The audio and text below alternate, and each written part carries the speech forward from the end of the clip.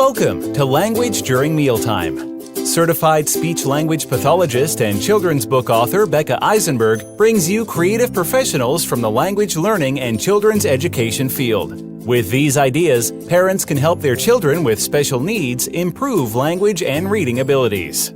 Hi, my name is Becca Eisenberg. Welcome to my podcast, Language During Mealtime, episode number 15. Today, I'll be interviewing Kari Radovich. She is an SLP author who creates resources for preschool SLPs who crave creativity but struggle with finding the time to plan and prep materials for group therapy. She has been an SLP since 2011, blogging since 2013, and has been featured in the Asha Leader.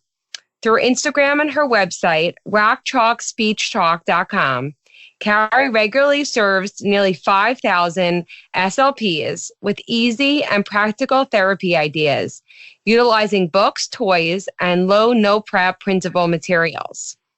So I found Kari on Instagram and I asked her to be a guest today on the podcast because I was really excited for her to share her wonderful work with everybody here who's listening. So thank you so much for being here today, Kari. Yeah, I'm excited to be here.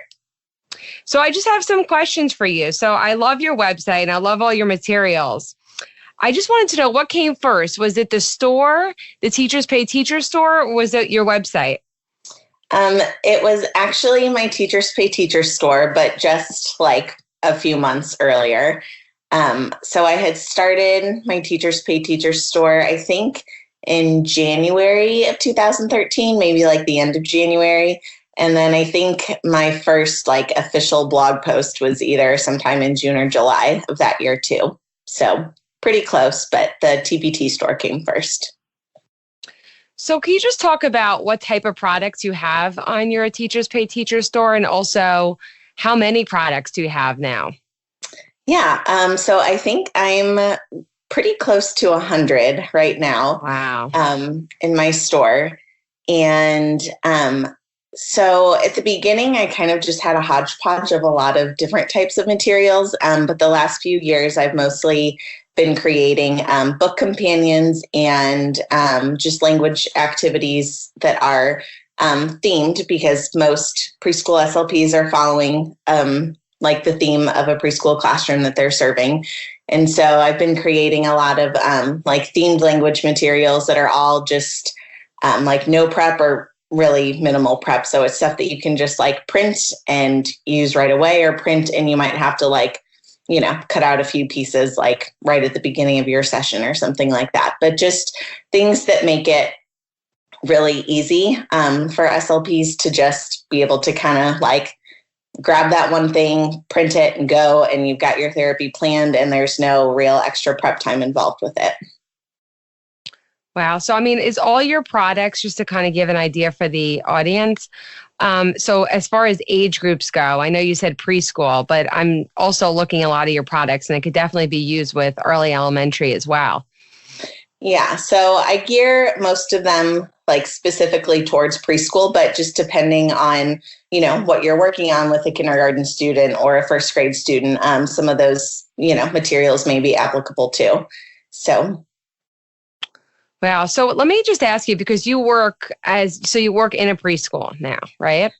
So, yeah. So I, when I first started, I was a school-based therapist. And then a few years ago, I switched over to more of a clinic setting.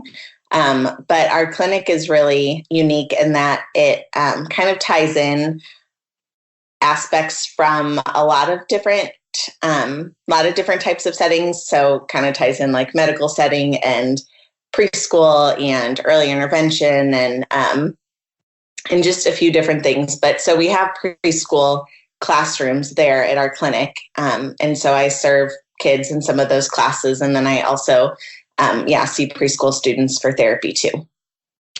So how did it all start as far as like starting your store? Because I always find it kind of so fascinating how, I mean, I know once you start the products and you start developing it, but, you know, I have a couple of products on my Teachers Pay Teacher store, but it definitely takes a lot of work. It takes a lot of work and a lot of time. And I was just curious about kind of how it all started, how you kind of just started thinking, hey, you know what, let me start my own store and start developing your products, because I'm also just curious as a speech language pathologist, you know, how you find the time to create all of this and kind of how it all began, because I know how much work it takes to create those products. Yeah. So it started out as just, I just had kind of started seeing some other SLPs and some teachers, putting their materials on Teachers Pay Teachers. Excuse me. And I just kind of thought like, hey, maybe I could do that too, which I feel like is how a lot of people start. And then I don't know, I've just always loved like creating in some fashion. And I've also, like in middle school and in high school, like I kind of tinkered around with like HTML and like graphic design type stuff. And I originally, excuse me, I originally had wanted to go into graphic design at one point in college, for my college major.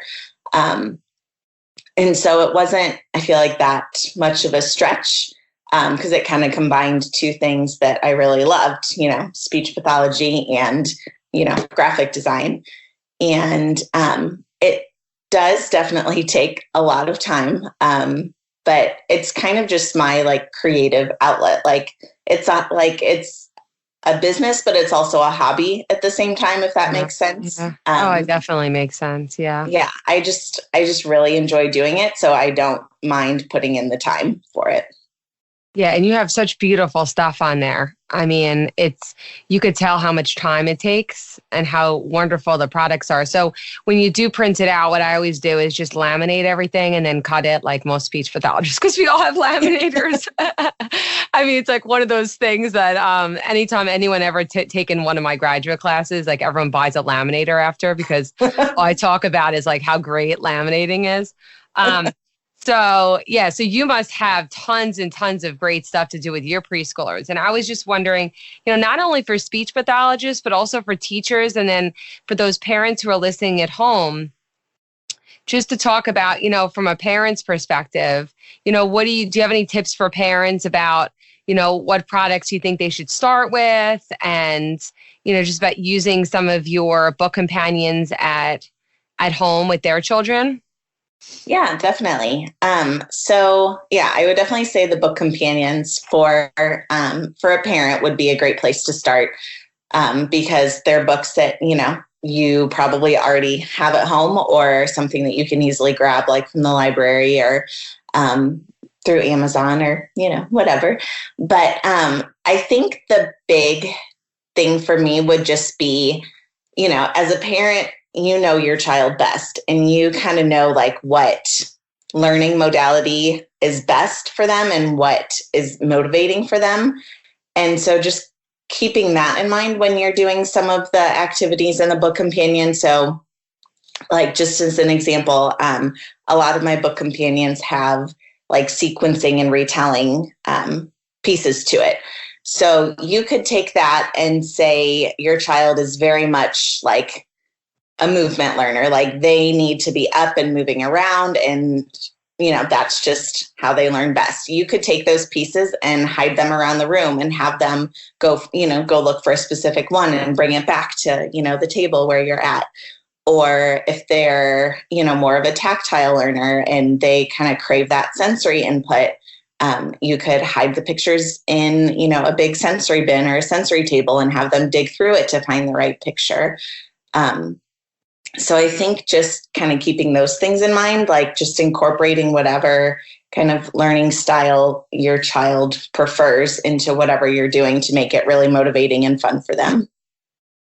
Yeah, and I also think it's also great, let's say just during mealtime too, because if you're sitting down and you're reading a book, and a lot of times parents get stuck in, okay, well, we read the book and now it's over. But what I love about, your products is that there's so many more activities that you could do with the book. Mm-hmm. So it could even be stretched over, like the one that you recently did, Monsters Love School. I mean, there's enough activities to be doing stuff for weeks, I think, at home. And the other thing that I also want to say is that sometimes people feel like, well, they've done an activity and it's over and they don't need to do the activity again. But I think I think one of the great things is actually repeating a lot of the activities because, not just to do it like one time, that a lot of times kids love the repetition. So to do an activity several times is to do things in different ways. So I don't know if you want to talk a little bit more about your recent upload with the Monsters Love School, because I love that. I mean, it was beautiful and like just fantastic and like so thorough. I mean, there's just so many great activities. I don't know if you could talk a little bit about that, because I know some schools are going to be back in session soon. Some schools don't start for about another month, but I think it's a great book for back to school. Could you just talk a little bit about what's included in that bundle from Monsters Love School? Yeah. So for anybody listening who's not familiar with the book, the premise of the book is that there's a little monster who's going to school for the very first time, and he is nervous and just doesn't know what to expect. And he's worried about, like what they're going to do there and when is he going to eat and is he going to have any friends to play with? So I think it's, a lot of emotions that a lot of kids can probably relate to, going either to school for the first time, like if they're going to preschool or, if they're going to kindergarten, but they've, never been in like a preschool center or anything before. And so I think it's just, something nice that a lot of kids can relate to, which is why I initially really loved the book. But then it also just goes through kind of like a typical school day. And so, at the beginning, they are like checking their school supply list, which, again, a lot of kids and parents can probably relate to. And then it just kind of goes through different parts of the day, like they do art and they do science and library time and lunchtime and all of that. And so I just created materials to go with that book that they all kind of surround that like back to school theme. And all of the art in it is monster related to tie in with the book. And so there's different activities for there's like basic concepts where you can make big and small and long and short, like school supplies and monsters out of Play-Doh templates, which is probably my favorite part of it because I feel like every kid loves Play-Doh, and that's just a really fun thing to be able to do with them. And then some of the other things that are in there, a lot of Play-Doh smash mats just in general. So there's some for vocabulary, like some different verbs that are summer related, because also at the beginning of the story, it talks about, how monsters had a great summer, but now it's time to go back to school. So it ties in some of that too. So you could talk about, some of the things that you did over the summer when you're doing that. And then also talking about, like what are some of the different things you do at school, like reading and cutting and swinging and sliding and drawing and painting and all of those things. I'd say it's a lot of like Play-Doh type pages, but you don't necessarily have to use Play-Doh with them. So you could, like, to cover up the pictures, you could use pom-poms, or since they're monsters, you could use like big googly eyes or whatever. Just kind of, whatever your students or your children are motivated by and what they really like to use. So so as far as the pictures go, did you create some of those images yourself? No, as much as I love to design, I cannot draw at all. So I buy all of my clip art from clip art artists on Teachers Pay Teachers. Right. I mean, it's just beautiful. And I also see that you also have some free products as well for download on your Teachers Pay Teacher store that some parents could even just try out to print and to get an idea on how to use the companions. Yeah, definitely. So one of the book related downloads in my store that's free is a little extension activity for Don't Push the Button, which is one of my favorite books and has become one of my students' favorite books for sure. They love it and don't seem to ever get tired of it. And so the download is just a little extension activity where it's just strips that you fold in half. So you would just cut them out and fold them in half. I don't laminate them, but you could. So on the front of it, it's a little red button, just like from the book. And then on the back, it gives a description of something you turned into. So you would like push the button on the front, and then you could flip it over, and it'll say, "Oh no, you turned into an astronaut, or you turned into a dinosaur, or you turned into a ballerina." So it tells you just different things you turned into because you push the button, which is kind of fun. And everything that you could potentially turn into has like a motor action paired with it.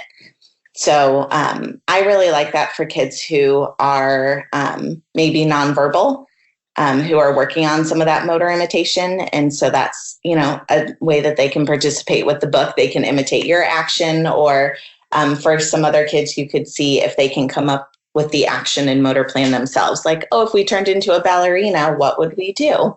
Sort of thing. So that's a really fun free activity in my store that I think a lot of parents would like.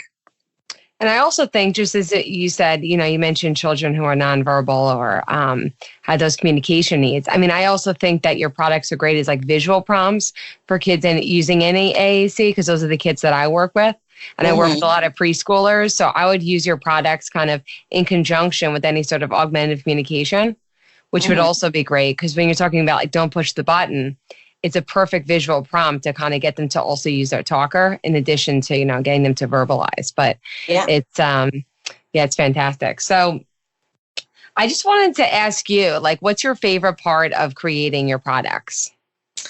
I would say definitely like the brainstorming process. Like just when I first get an idea, like that first spark that just gets me so excited. And then I just start like either typing notes on like on my computer or on my phone, or, if I have paper and pen nearby, I'll just start like sketching out some ideas and writing some ideas. So I'd say that initial part, just like all of that excitement when you first get that new idea, is probably my favorite part. Oh, yeah, I'm sure. And it must be so fantastic just seeing your store grow like that and seeing all of your products out there, just helping everybody else and seeing everything just in print like that must be amazing. And also, I had one more question for you. So how do you choose the books that you're going to do the book companions with? Sometimes it's just a matter of like, I want to do this sort of theme. What kind of books would be, what are some good books that are for this theme? And then I'll kind of flip through them and see if there are a lot of things I think I could pull from it to make a companion. So I don't necessarily have like a specific process or criteria. It's just kind of, I don't know. I guess it's just whether I feel like it's a good book and whether I feel like there's a lot of like activities or skills that I could pair with that book. Right. And I also think you mentioned a lot of like kind of motor movement with your, with your activities. So I also think it could be products that could be used also by occupational therapists and physical therapists. And also, I mean, I'm sure the teachers in your school are using your stuff in the classroom as well, because I would think that lots of preschool teachers would love your products. I mean, a lot of this stuff is also, I also want to emphasize that it's also for group therapy, because a lot of the kids in preschool don't just only get individual therapy. So kids get group therapy. And Kari also has a lot of products that you could use with groups. So also that includes, let's say, families or parents who have multiple children. So you have 2 or 3 kids. You could actually use this product for all your kids. So just because, let's say you have one child who's a preschooler and you have another child who's early elementary or even elementary, I mean, it's a great way to kind of get involved together and to do something together. Because also your products also include games as well that have like multiple players in it. So it's not just for like that individual therapy. It could also just be used in the classroom, at home. So lots of different uses. Yeah. And I hear from parents a lot too of kids who have older siblings, that when they come home from school and it's kind of homework time, that their preschooler wants to participate too. So that's also an awesome way to be able to get some of those activities in. So while the older kids are doing their homework, maybe your preschooler or kindergartner, if they don't have homework, but they're wanting to still do something, you could maybe pull out like a WH questions page from one of the books, from one of the book companions, and they can, work on their page while their siblings are doing their homework. Right. Another great thing I just want to say to parents too, because I think a lot of parents may not know where to start. So you have so much on there. You have so many great resources. But for some parents who may feel like a little bit overwhelmed with their child and what are their goals? What should I start with? I would say to those parents, maybe to talk to your speech language pathologist, show the products and ask them what's a good place to start. But Kari, do you have any good suggestions about, let's just say if it's a parent is overwhelmed, just sort of where to start? Where's a good place, a basic place to start with some of maybe a specific product that you have, or let's just say Monsters Love School. What's a good place to start that would be good for parents who feel like they're just not exactly sure where to begin? Yeah. So I think a lot of preschoolers, if they're getting language therapy, 9 times out of 10, they're probably going to have a goal for WH questions. So you could just within all of my book companion products, I have specific pages for WH questions. And the way that those look is there will be one picture with a question above it in a box, and then there will be 2 answer choices below it. So there's typically six of those on a page. It's a full page. And so I usually have my preschoolers either use a pom-pom or a little bingo chip or a little ball of Play-Doh to cover up the correct answer. But so that would be a good place to start because, like I said, 9 times out of 10, I feel like, if I have a preschooler who's in therapy and they have language goals, they're probably going to have a goal for WH questions. And what's nice about the pages that I make for my book companions that target that skill is that they do have those visuals there. So it's less verbal prompting that you have to give if you're not sure exactly what level, of prompting or how much you should help. Having those visuals embedded right there, I feel like really helps them be more independent. So that might be a good place to start. Yeah, another thing I was thinking of too is just the vocabulary expansion as well. Because I think a lot of parents sometimes we don't realize how much vocabulary is in a children's book.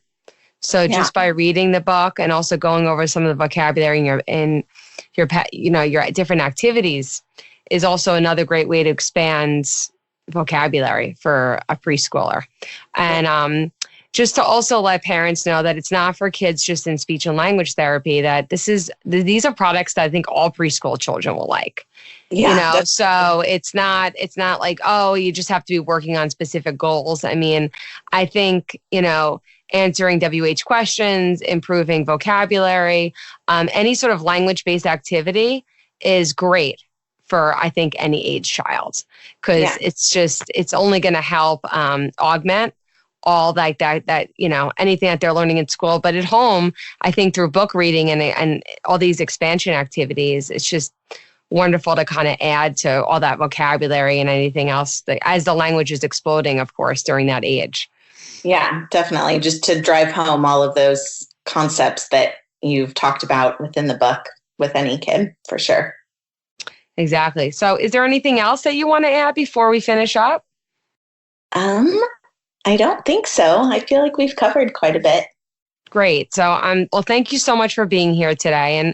And underneath the podcast, you'll see that I'll have a link to Kari's store as well as Kari's website, where you get to kind of check out all of her different products. So thank you for listening today. Listen and learn with us at Language During Mealtime.